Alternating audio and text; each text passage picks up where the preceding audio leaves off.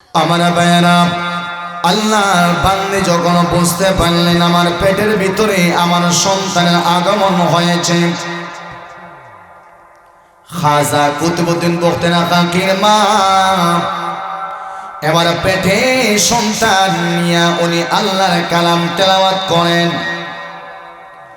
মুসলমান ভাই, ফজর নামাজের পর আল্লাহর কালাম উনি তেলাওয়াত করেন। যোহরের নামাজের পর আল্লাহর কালাম তেলাওয়াত করেন। আসরের নামাজের পর আল্লাহর কালাম তেলাওয়াত করেন। মাগরিবের নামাজের পর সূরাতুল ওয়াকিয়া তেলাওয়াত করেন। ইশারের নামাজের পর সূরাতুল মুলুক তেলাওয়াত করেন। জুড়ে বলেন সুবহানাল্লাহ। মুসলমান ভাই, এই মা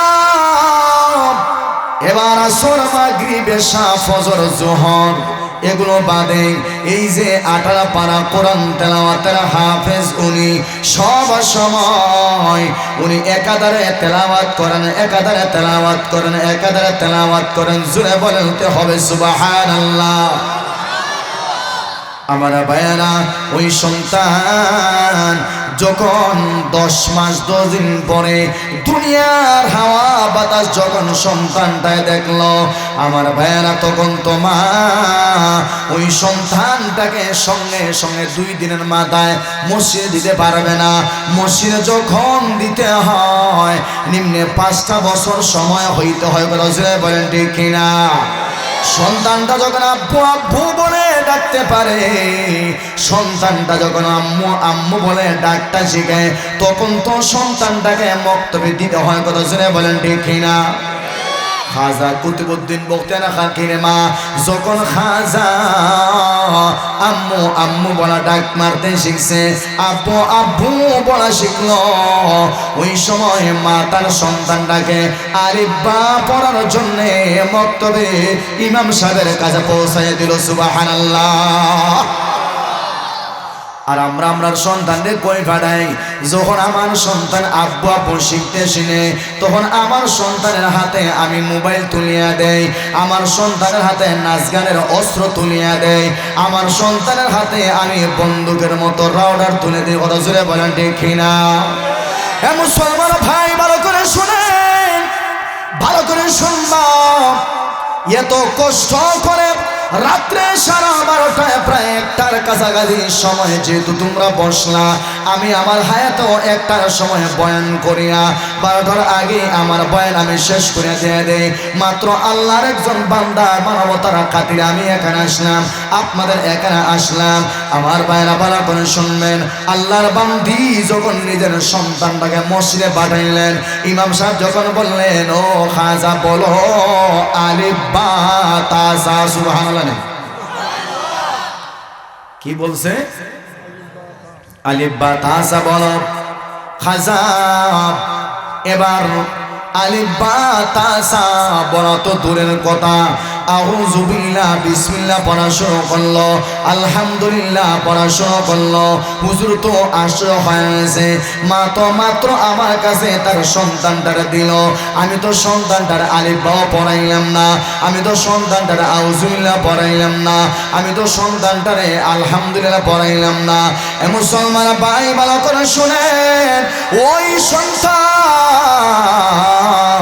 এবার আউযু বিল্লাহ বিসমিল্লাহ থেকে শুরু কইরা সূরা ফাতিহা শুরু করার পর এই যে আলিফ লাম মিম যালিকাল কিতাবু লা রাইবা ফীহি হুদাল লিল মুত্তাকিন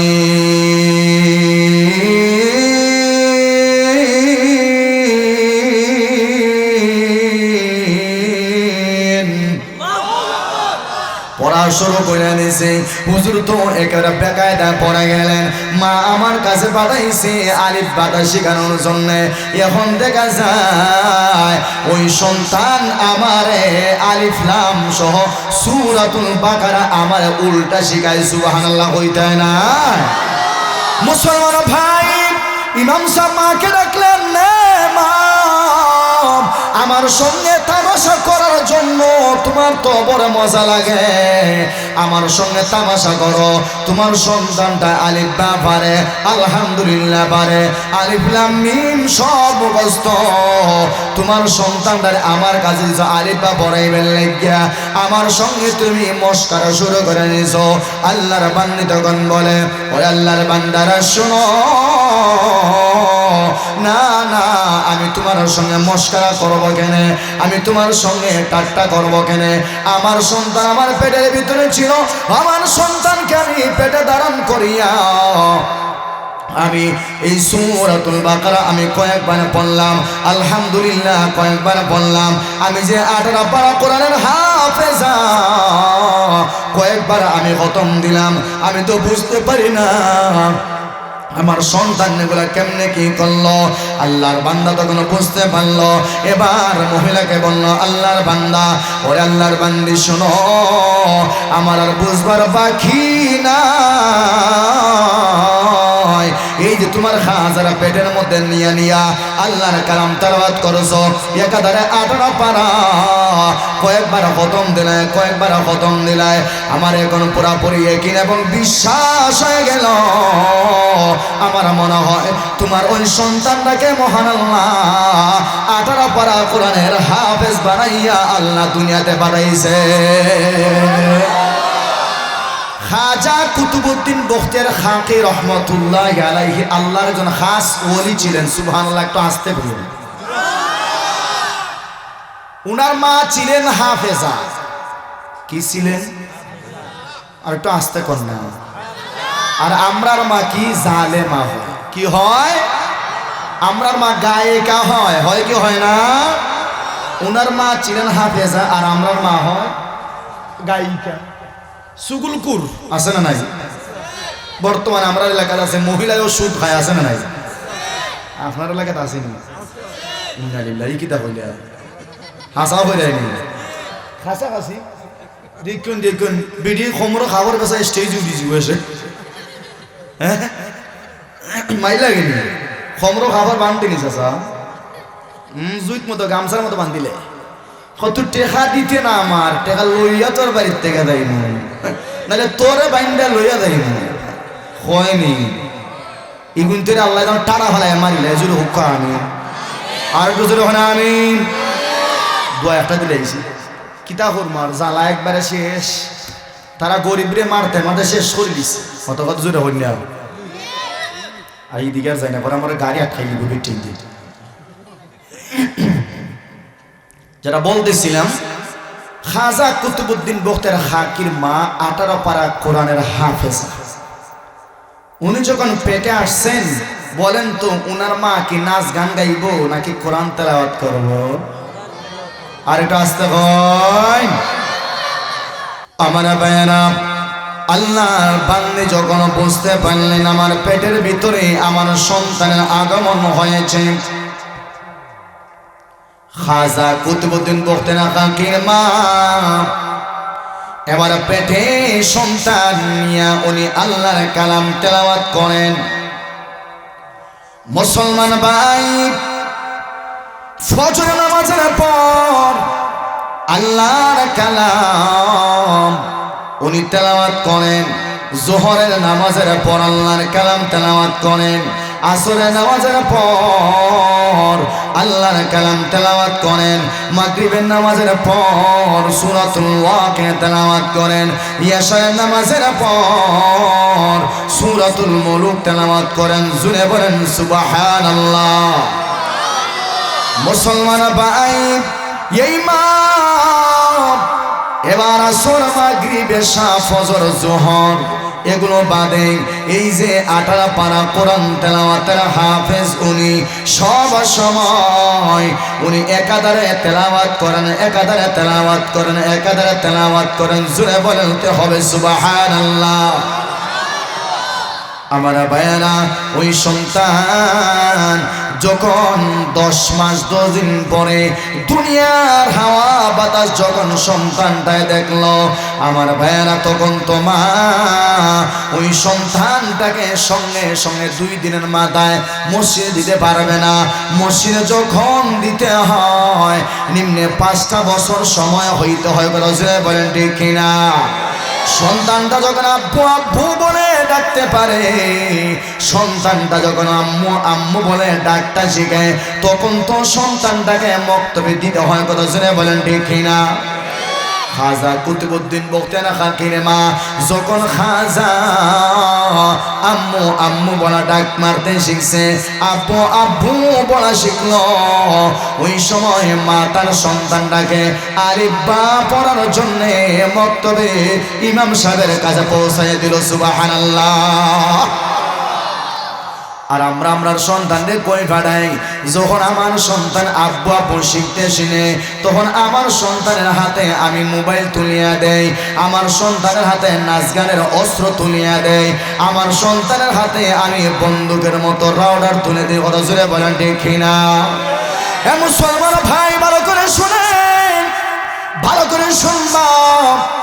এত কষ্ট করে রাত্রে 12:30 প্রায় 1টার কাছাকাছি সময় যেহেতু তোমরা বসলা, আমি আমার হায়াতেও 1টার সময় বয়ান করিয়া 12টার আগে আমার বয়ান আমি শেষ করে দিয়ে দেই। মাত্র আল্লাহর একজন বান্দা মানবতার খাতিরে আমি এখানে আসলাম, আপনাদের এখানে আসলাম। আমার ভাইরা ভালো করে শুনবেন, আল্লাহর বান্দি যখন নিজের সন্তানটাকে মসজিদে পাঠাইলেন, ইমাম সাহেব যখন বললেন, ও খাজা বলো আলিফ বা তা সা। সুবহানাল্লাহ। কি বলছে?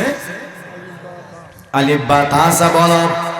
খাজা এবার আলিফ বা তা সা বলা তো দূরের কথা, আউযু বিল্লাহ বিসমিল্লাহ পড়া শুরু করলো, আলহামদুলিল্লাহ পড়া শুরু করলো।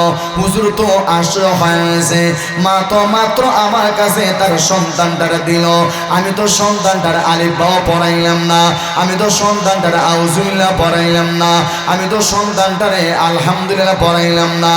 মুসলমান ভাই ভালো করে শুনেন, ওই সন্তান এবার আউযু বিল্লাহ বিসমিল্লাহ থেকে শুরু কইরা সূরা ফাতিহা শুরু করার পর এই যে আলিফ লাম মিম যালিকাল কিতাবু লা রাইবা ফীহি হুদাল লিল মুত্তাকিন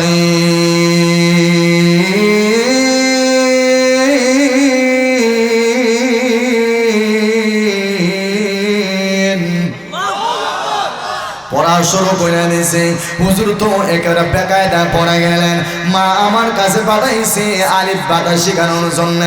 এখন দেখা যায় ওই সন্তান আমারে আলিফ লাম সহ সূরাতুল বাকারা আমার উল্টা শিখায়। সুবহানাল্লাহ হইতে না?